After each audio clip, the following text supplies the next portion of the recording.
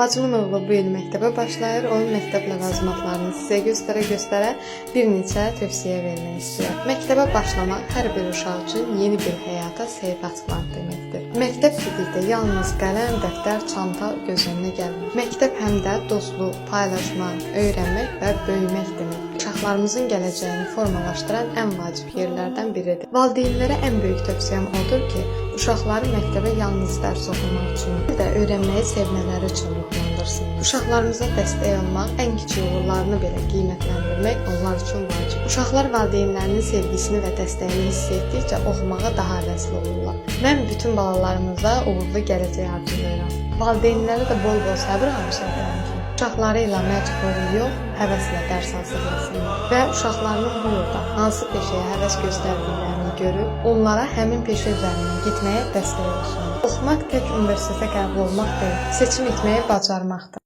və bu 11 illik yolda uşaqlarınız öz həyatlarını və seçimlərini edirlər.